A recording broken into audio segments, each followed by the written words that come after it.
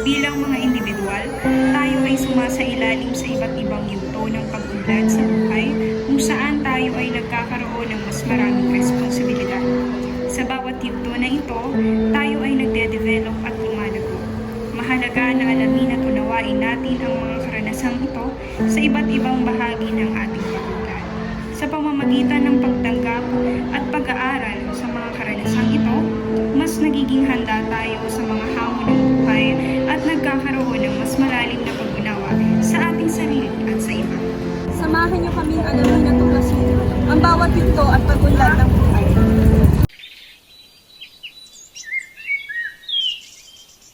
Sa panahon ng prenatal stage, ang proseso ng buhay ay nag-uumpisa sa pag-uunahan ng mga milyong-milyong sperm cell upang makapasok sa egg cell ng babae. Nangyayari ang germinal stage o ang unang yugto mula sa sandali ng pagbubuntis kung saan na-fertilize ang sperm cell, ang egg cell upang mabuo ang zygote at hanggang sa ang single cell na ito ay ma-implant ng kusa sa uterine lining. Sa stage na ito, nabubuo na ang genetic makeup ng sanggol at matapos ang 1 linggo o 10 araw, ang multicellular structure na magiging embryo ay mai-implant ng kusa sa lining ng uterus. Ang ikalawang yugto ay tinatawag na embryonic stage. Ito ay nagtatagal mula sa 3 hanggang sa 8 linggo matapos ma-implant ang zygote ng kusa sa uterine lining. Matatawag na ito bilang isang embryo. Sa stage na ito, ang placenta na nabubuo, ito ay isang organ kung saan ang embryo or fetus ay kumukuha ng sustansya. Ang mga pangunahing bahagi ng magiging ulo, dibdib at tiyan ay nabubuo. Nag-uumpisa na ring mabuo at gumana ang ilang organs, nagkakaroon na ng heartbeat ang sanggol sa sinapupunan. Sa puntong ito, nabubuo na ang neural tube, ito ang magiging spinal cord at utak ng sanggol. At ang panghuling yugto ay tinatawag na fetal stage. Mula sa 9 hanggang sa 14 linggo, ang tinatawag na embryo ay tatawagin ng fetus. Sa stage na ito, ang fetus ay kukumpleto na ang mga bahagi ng katawan, kabilang ang sex organs, nangangahulugang maaari ng malaman ng mga magulang ang kasarian ng fetus, nakikita na rin ang fingerprints, nade-develop na ang ilang reflexes tulad ng supsop at paglunok, maaari na ring tumugon ng fetus sa mga tunog. Sa kabuuan, ang pagde-develop ng fetus ay nagpapatuloy at ang pagbabagong dulot nito ay nagiging mas kapansin-pansin.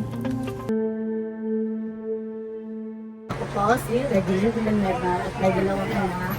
Ang pangalan ay Mary Kate at Dwight.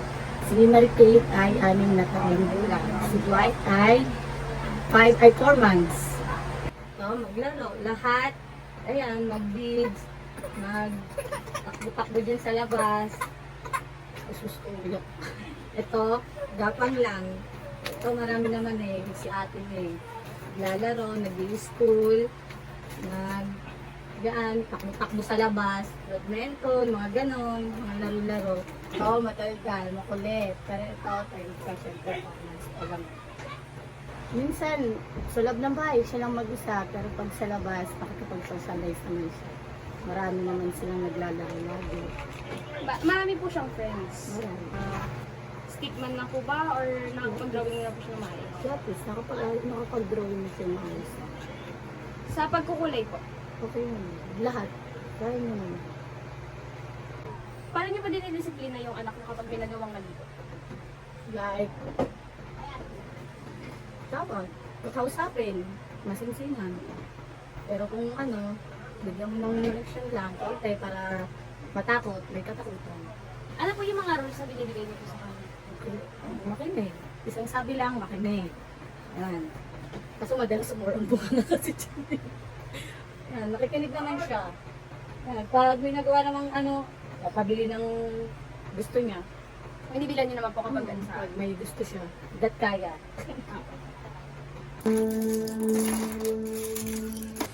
Hi, magandang araw po. Ako po si Mami Lalaine. Ito po ang aking anak na si Atalia.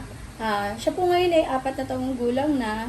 Sa kanyang edad, kaya niya na pong magbihis mag-isa, kaya niya na pong magsapatos, kaya niya na rin pong mag-ayos ng sarili niyang buhok.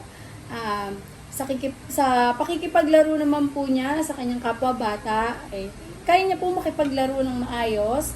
Sa ngayon po is kaya niya rin pong mag-share, kaya niya rin pong hindi hiramin yung bagay o laruan ng kalaro niya nang ayaw ipahiram sa kanya. So, sa kanya naman pong pagdodrawing, yan po, kung makikita nyo, mahilig rin po siya talagang mag-drawing mag-isa. So, sa ngayon, ang drawing niya po, kaya niya mag-drawing ng heart, ng bird, and what do you draw again? Duck. And duck. So, And heart. and heart. So, yun po yung mga kaya niya nang gawin sa kanyang edad. Ilang taon na po siya ngayon? 5. Ayan, ay, ano na po yung mga salitang kaya niyang bigkasin? Siyempre, halos lahat. Tapos, yun yan, hulol-hulol. Ano po yung mga ano niya, behavior niya po? Mga makulit po ba siya o tahimik lang? Makulit, lalo na kapag nakakain ng chocolate. Sobrang hyper niya. Tapos paano po siya maglaro? Nakikitingin lang po ba siya or nakikihalubilo po? Hindi, dito lang siya sa loob ng bahay. Hindi ko siya pinapalabas. Ang laruan lang dyan, kahit panlalaki, lalaro niya. Wala po ba siyang kasama rito sa bahay na naglalaro po sila?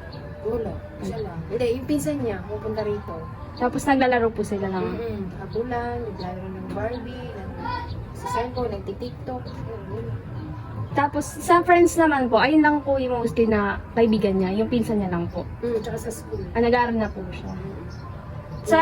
Sa school niya po marami na po siyang kaibigan. Halos lahat ng kaklase niya. Tsaka kahit hindi niya kaklase. Tsaka hindi naman siya mahihain eh. Kahit sino, binabati niya. Tapos sa pagdodrawing po, anong klaseng, marunong na po ba siya mag-drawing ng tao or pag anong ganun lang po? Marunong siya. Kasi may drawing lane. Di ba may drawing ba? Marunong siya. Magkulay po. Oo, marunong din. Tapos, sa paanong paraan niyo po siya dinidisiplina? Halimbawa po, may ginawa siya, paano niyo po siya dinidisiplina? Kailangan kasi siyang pagsabihan, hindi mo naman kailangan saktan. Paliwanag mo sa kanya na hindi tama yung ginawa niya. Tapos kapag, paano niyo naman po pinapakita na mahal niyo siya, alagaan niyo po, gano'n? Siyempre, kailangan kasi mo, anak mo yan. Kahit gaano pa yan kakulit, anak mo yan eh. Mas maiging makita mo siyang makulit kasi sa matamlay kasi ibig sabihin, may nararamdaman mo. Tsaka siyempre, kailangan pag-aalaga. Kasi talagang alagaan mo, hindi ko ubayaan mo na. Kailangan bantayan mo, lalo na sa banyo. Kasi minsan nagtatagal siya sa CR, baka mamaya, alam mo na kung ano ang ginawa mo. Nagtampisaw na, baka mamaya sumubsub na doon sa drum. Kailangan talaga alaga kasi kailangan talaga ng nanay. Sa sobrang pag-aalaga, hindi na pinapalabas ng bahay. Nagre-reward po kayo sa kanya kapag halimbawa po sa school, ganyan. Hindi naman. Kasi mamimihasa yung bata. Pag binigyan mo siya ng reward, iisipin niya ang gagawin. So kailangan gawin niya sa gusto niyang paraan, hindi niya kailangan gawin kasi may reward. Yan po sa 10. Ilan taon ka na? 10. Ano na yung mga kaya mong gawin? Magwalis. Ano pa? Maghugas. Tumutulong ka na sa gawaing bahay, kahit Minsan. yung mga paano ka maglaro? Nakikihalubilo ka ba or mostly gusto mo mag-isa lang? Nakikisama. So, sa mga friends, marami ka na bang friends? Sa pagdodrawing, marunong ka ba or stick-stick lang din? Stick man ba yun? So, ayan. Marunong ka na magkulay. Ano na yung mga rules sa'yo ng mama mo or ng parents mo? Halimbawa, hindi ka pwede lumabas hanggat di ka nakakapagwalis, may ganun ba? Ano? Pag di ako nakatulog, Ano? balulas. Tapos, paano ka dinidisiplina ng mama mo? Kunwari, may nagawa ka mali, ano gagawin sa'yo? Sasabihan. Tapos, ayun lang. Paano naman na-show yung love sa'yo? Kunwari, binibilang ka ba ng Jollibee or laruan? Gano'n. Pag pagkain, binibilan ako. Tapos, kunwari sa school, may achievement ka, anong ginagawa sa'yo? Binibilang ka ba ng ng gusto mo or parang normal lang, gano'n? Kunwari, ha? Normal. Normal lang. old. Ano na yung mga kaya mong gawin mag-isa? Drawing. Ano pa? Random. Nakakatulong ka na gumawa ng gawaing bahay. Ano yan? Magwawalis, maghuhugas. Tsaka magtitiklop. Ano na yung mga mga games na nalalaro mo? Nakikihalubilo ka ba or gusto mo lagi mag-isa lang? May kasama. Tapos sa friends, marami ka na bang friends o unti-unti lang? Madami. Sa pagdodrawing, anong kaya, stickman pa rin or may mga kaya ka nang gawin na iba pa? Meron na iba pa. Ano yun? Ayun, may paano ka dinidisiplina ng parents mo? May rules ba sila sa'yo? Meron. Ano? Ano? Bawal lumabas pag hindi nakalinis ng buong bahay. Tapos, kunwari, may na-achieve ka or nagka-honor ka, anong ginagawa sa'yo ng parents mo? Matutuwa. Natutuwa. Binibilang ka ba ng mga, regalo, ganun? Minsan. I'm Delvalia Cyrus CDJ, 16 years old. Ang mga na-experience ko as adolescent, yung pagtaas ng height, na dati naman na mas matangkad sa akin yung mga nakakasama ko ngayon, mas matangkad na ako sa kanila. At yung pagkakaroon ng dibdib o paglaki, at yung pagkakaroon ng buhok sa kilikili na dati namang wala.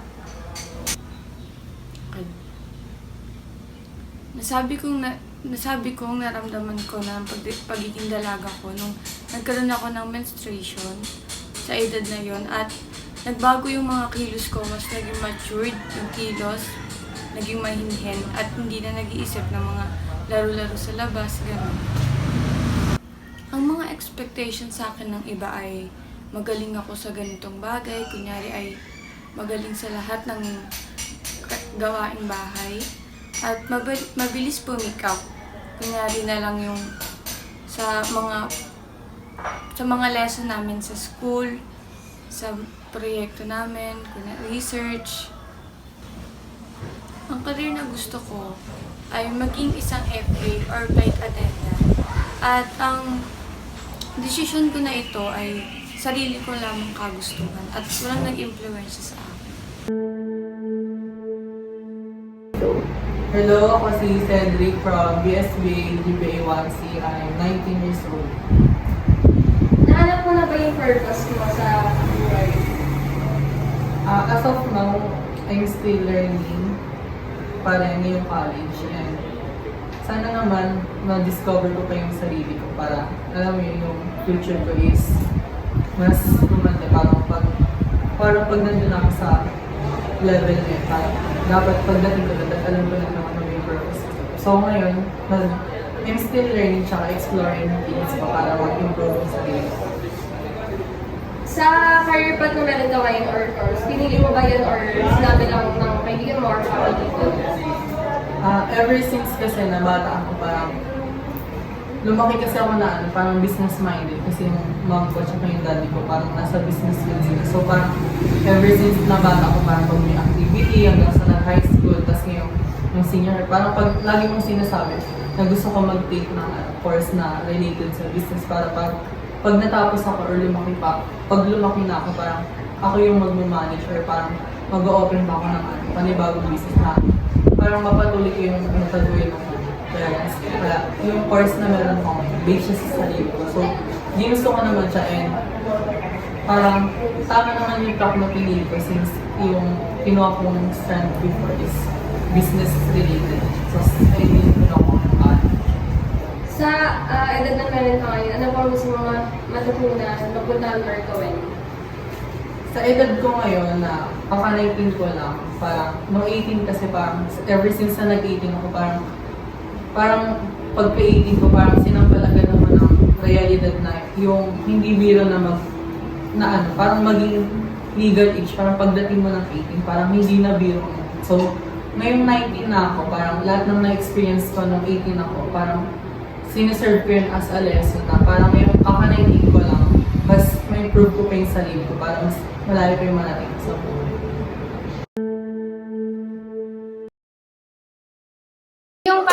ngayon? Career ko ngayon, teacher ako or nagtuturo ako sa mga bata. Sigurado ka na ba sa career na meron ka ngayon? Alam mo na hindi, kasi doon pa lang sa sa first na kayo ako. Una pa lang ayoko talaga ng teacher. Pero doon pa rin ako niligay ng God sa pagtuturo pa lang talaga sa mga bata. May specific period of time to settle ka ba? Or mga naisip na goal kapag nakatungtong ka na sa age na ini? Sa pag-aasawa, na-reach ko naman yung age na yun. Although nauna kasi yung pagkakaroon na anak. Pero all in all, dun sa age na target ng pag-aasawa, Mas maganda bang mag-settle ng maaga or hindi? Siguro may disadvantage yung sa maaga. Kasi yung adjustment, una talaga siya matututunan. And pag nandun ka na sa middle age, at least medyo sanay ka na din sa buhay. Adjust. Nahanap mo na ba yung purpose mo? Purpose? Oo. Kung saan nakilala ko na kasi yung ministry ko or yung career ko ngayon ay may ginalaman pa sa akin. Then meron akong 2 anak ngayon na sinisikap ko na maging tamang gabay para sa kanila. Yun yung purpose ko ngayon na alam ko na maging tamang gabay din sa 2 anak and dun sa mga bata na tinuturuan ko. Sa identity na meron ka ngayon or career path, pinili mo ba yan or dahil lang sinabi ng iba? Gaya nga nung una kong sinabi, ayoko talaga ng teaching. Pero, siguro ito yung talo ng God sa akin. And ngayon naman, nagustuhan ko na siya, tsaka mahal ko naman yung career na meron. Sa ngayon, may mga insurance or investment ka ba? Tapos para kanino ito? Investment sa ngayon, ang investment namin, yung para sa trabaho ng asawa ko. 2 nga namin motor. Pero sa insurance, plano pa lang namin. Ako si Virginia Del Valle. Age ko is 60. Ako may asawa, married. Ang aking naging anak ay 3. 2 babae, 1 lalaki. Bali, lahat silang 3 may mga asawa na. Ang mga apo ko ay siyam lahat. May mga insurance o investment ka ba na kinuha? Sa mister ko, meron siyang PhilHealth. At saka, tawag na ito yung SS. Yun lang. Sa edad na meron ka ngayon, ano pa ang gusto mong matutunan, mapuntahan, o gawin? At bakit? Gusto kong gawin. Gusto ko yung magpunta ng iba-ibang lugar, mamasyal. Tsaka yung maraming yung bagay na dati pangarap ko, yung mapuntahan ko yung mga lugar na magagandang tanawin. Makapag-abroad. Kasi hindi na kaya. Ano na ang mga hindi mo kayang gawin? Dati kasi nagpupunta ako yung tubig na 2 balde. Tapos yung nangangahoy. Yung mag-ano ng palay, magtanim ng palay maghapon. Hindi ko na kaya yun. Tsaka umakyat ng puno. Nangangatog na ako noon, hindi ko na kaya. Sa pagluluto, hindi ako marunong masyado Ang alam ko lang paksi, prito, sinigang. Yung talagang, yung mga masasarap na putahing lutong mga pwedeng pang hindi ko pa hindi ako sanay. Yung sa mga anak naman, sa mga apo ko, ang role ko lang siyempre, bantayan sila. Pag wala yung mga nanay, ipapagbibilin sa akin. O, dyan muna na, yung mga anak ko, may pupuntahan kami. Yun lang naman ang role naman Magbantay ng mga apo, mag-alaga. Makikita natin na tayo ay dumadaan sa isang proseso ng buhay kung saan tayo ay nagiging bata, mga dalagat binata, nagkakaroon ng asawa at mga anak, at dumadating tayo sa tabing habon ng ating buhay. Nalaman natin na hindi pare-pareho ang panahon kung saan tayo ay nagde-develop. Ngunit ito pa rin ang patutunguhan natin sa lupa. Sa bawat stages ng buhay ay natutunan natin kung paano mag-enjoy ang pagkabata, hanapin ang identidad, pagkakaroon ng pamilya, at kung paano maging magulang sa ating mga anak sa susunod na panahon. Nakatunan natin na pagkatapos ng lahat ng paghihirap ay may makakamtan tayong pahinga kung saan tayo na lang ang maglalakbay at tutuparin ang mga gusto pa nating gawin sa huling panahon ng ating buhay. Ang buhay ay isang parang orasan. Sa bawat galaw nito ay marami tayong natututunan at ginagampanan. Mababata man yan o matanda, kabalikat nito ay ang pag-unlad. Ako si Jen Eugenio, Julie Paragas, Pamela Pelo, Heidi Montano, Sarah Del Val, Princess Junela, Nadine Tagarino, Ren Suarez, Justin Marcelonio, Michelle Quasar. Ito ang lakbay, kasama yung tumungla sa bawat yugto ng ating buhay.